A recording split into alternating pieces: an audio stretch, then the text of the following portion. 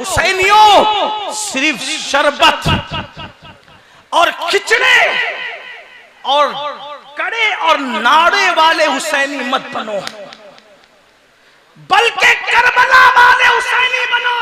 क्या सिर्फ 10 दिन के रस्मी हुसैनी मत बनो, बल्कि किरदार के हुसैनी बनो। क्या मैं ये नहीं कहता कि खिचड़ा ना बनाओ, मैं ये नहीं कहता शरबत ना बनाओ, बनाओ, न्यास करो, बल्कि जो मना करता है हम उनसे कहते हैं जब कुत्ते को पानी पिलाने पे जन्नत मिलती है तो इमाम हुसैन के नाम पे शरबत पिलाने पे जन्नत क्यों नहीं मिल सकती?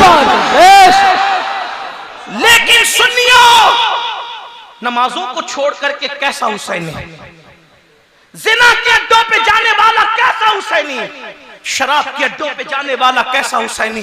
आओ आखिरी बात कह दूं, इमाम हुसैन ने जो दीन बचाने निकले थे, अपने घर का माहौल इतना खूबसूरत, इतना हसीन बनाया था।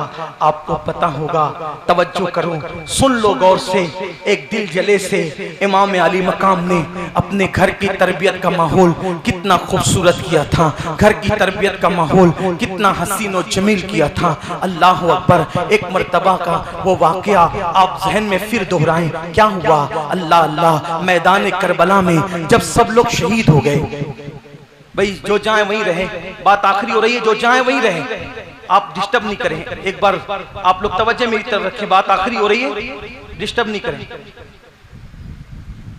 इमाम अली मकाम शहीद हो, इमाम की शहादत के बाद लाशों पे घोड़े दौड़ गए।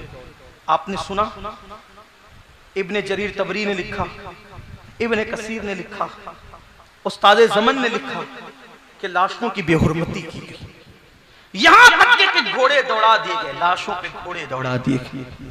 बीबियों को उनके खेमे जलाकर उनके हाथों में जो है वो रस्सियां बांध दी गई। इमाम ज़ैनुल आबिदीन को जो है वो हथकड़ियां और पैरों में बेड़ियां डाल दी गई। और उसके बाद ये लुटा हुआ काफिला जब कूफा की सरजमीन पे पहुंचा तो उस वक्त तो जो कई बच्चे और बच्चियां थी, उनमें से 7 साल की एक शहजादी थी जिनका नाम सकीना आया है। उनको सुकैना भी कहते हैं, लेकिन ज्यादा मशहूर सकीना हो गया है। 7 साल की शहजादी है सैयदा सकीना। आप जानते हैं 7 साल के बच्चे तो सही तौर पे रोजा भी नहीं रखते, अगर रोजा रखते भी हैं तो उनके रोजे का अहवाल क्या है आप सब जानते हैं। 7 साल के बच्चों को खाना चाहिए, पानी चाहिए, चॉकलेट चाहिए, खेलकूद चाहिए। हर दौर के अलग अलग बच्चे हैं, लेकिन सब बच्चे बच्चे ही होते हैं। 7 साल की शहजादी सकीना है और भूख कितनी है, 7 मुहर्रम से 10 मुहर्रम तक भूखी प्यासी रही बाबा के साथ। 11 और 12 मुहर्रम को मजीद 2 दिन भूखी प्यासी रही। 12 या 11 मुहर्रम को वो काफिला चला। अब अगर 13 या 14 मुहर्रम भी पकड़ लेते हैं तो कितने दिन हो जाते? कम से कम 7 या 8 दिन। अब जरा ध्यान से सुनना, इमाम हुसैन ने अपने घर में कैसा मजहबी माहौल, कैसा तरबियत का माहौल पैदा किया था। आज हम सिर्फ नमाज पढ़कर सोचते हैं हम जन्नत में न जाएंगे तो कौन जन्नत में जाएगा। सिर्फ नमाज से जन्नत नहीं मिलेगी, पेट में जो सूद के लुकमे के जरिए जहन्नम की आग डाल रहे हो, यतीम और बेवाओं का माल खा रहे हो, लोगों का हिस्सा हड़प करके अपने पेट में डाल रहे हो, झूठ बोल के कारोबार कर रहे हो, हराम कारोबार पर दिलेर हो चुके हो, आपका क्या बनेगा, हमारा क्या बनेगा? अल्लाह अकबर। लोग जो है हलाल ज़बीहा ढूंढते हैं और सूद का धंधा करते हैं। ये तकवे का लोगों का हाल है। सूद के धंधे से हलाल ज़बीहा तहकीक से खरीदने चले हैं। आप अंदाजा तो फरमाए, अरे नादान, उससे पहले हलाल ज़बीहे की तहकीक से पहले अपने कारोबार की तहकीक करता, अपने कारोबार का जो है वो एहतिसाब करता। मैं ये नहीं कहता कि हलाल ज़बीहा न खाओ, मुसलमानों पर हलाल ज़बीहा जो है वो लाजिम है, उसके बगैर चारे कार नहीं है। लेकिन धंधे सूद के हैं, धंधे शराब के हैं, धंधे जुए के हैं और ढूंढ रहे जनाब हलाल ज़बीहा। इन्ना लिल्लाहि व इन्ना इलैहि राजिऊन। और याद रखना, ये दुनिया अच्छी तरह जानती है, जो तुम दीन बचाने की बात करते हो, लोगों को पता है कि جو قوم اپنے گھر میں خود دین پر عمل نہ کرے وہ دین کیا بچائیں گے؟ دین وہی بچا سکتے ہیں جن کے گھروں میں دین پر عمل ہوتا ہے. ہاں جن کے گھروں میں سیریلوں کے نام پر فلمی گانے کفریہ شرکیہ کلمات بجتے ہوں وہ لوگ کیا دین بچائیں گے؟ جو داڑیاں مڈا کر گٹروں میں پھینکتے ہو وہ کیا دین بچائیں گے؟ اللہ اکبر. اس لیے لوگ ہمارے نعروں کا بھی مذاق اڑاتے ہیں. میری قوم کے جوانوں، انقلاب عمل والوں سے آتا ہے، انقلاب صرف نعروں سے نہیں آتا. جس دن مسلمان میدان عمل میں قدم رکھے گا اس دن انقلاب آئے گا. تو اللہ اللہ، ہندوستان میں جو 90 لاکھ کو کلمہ پڑھاتا ہے اس غریب نواز کا تعلق بھی کربلا سے ہے. جو اللہ کے دین کو نئی زندگی عطا کرتا ہے وہ محی الدین کو سراج دستگیر کا تعلق بھی کربلا سے ہے. کر سکے اللہ اکبر، قریب قیامت دجال کے فتنے کے لیے جو امام محمد مہدی زمین میں تشریف لائیں گے ان کا تعلق بھی میدان کربلا سے. کیا بات!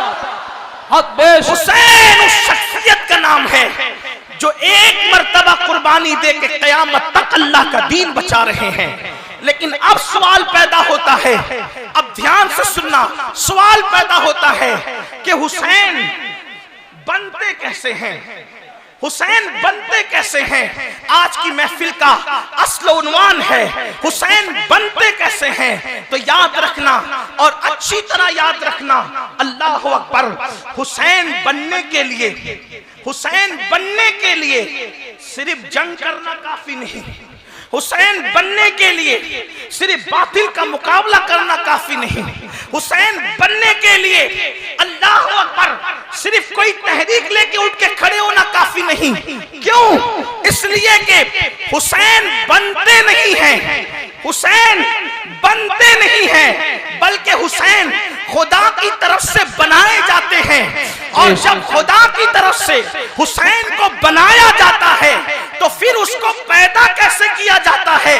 تو یہ میں اپنی مرضی سے نہیں کہوں گا بلکہ اپنے امام اہل سنت کے لہجے میں کہوں گا کہ حسین بنتے کیسے ہیں. تو میرے امام کہتے ہیں اللہ اکبر، ہم پورے ہندوستان میں جب حسین بنتے کیسے ہیں تو لوگوں کو یہ بتاتے ہیں کہ بریلی سے آواز آتی حسین بنتے کیسے ہیں. لیکن جب بریلی میں بیٹھ کر کہیں گے تو میں یہ کہتا ہوں روضہ رضا سے آواز آتی ہے حسین بنتے کیسے ہیں تو کہتے ہیں خون خیر الرسل سے ہے جن کا خمیر، خون خیر الرسل سے ہے جن کا خمیر، ان کی پاکیزہ طینت پہ لاکھوں سلام. میری قوم کے جوانوں توجہ کرنا، ذرا غور کرنا. اللہ اکبر، تم بنے اپنے باپ داداؤں کے خون سے، بڑے بڑے علماء، محدثین، مفکرین، داعیان دین سب بنے اپنے باپ داداؤں کے خون سے. لیکن حسین کس کے خون سے بنے؟ تو میرے امام کہتے ہیں حسین کو کسی ایرے گہرے کے خون سے نہیں بلکہ خیر الرسل کے خون سے بنایا. اور خیر الرسل کا خون کیا ہے؟ ذرا اس پہ توجہ کریں. رسول نہیں، خیر الرسل. اس لیے کہ سب رسول عزت والے، سب رسول شان والے، سب رسول مقام والے، سب رسول مرتبے والے، لیکن جو شان خیر الرسل کو حاصل ہے وہ شان کسی رسول کو حاصل نہیں. کیونکہ میرے امام کہتے ہیں سب سے اولا و اعلیٰ ہمارا نبی، سب سے بالا و اعلیٰ ہمارا نبی، اپنے مولا کا پیارا ہمارا نبی، دونوں عالم کا دولہ ہمارا نبی، خلق سے اولیاء، اولیاء سے رسول اور رسولوں سے اعلیٰ ہمارا نبی. کون دیتا ہے دینے کو منہ چاہیے، دینے والا ہے سچا ہمارا نبی.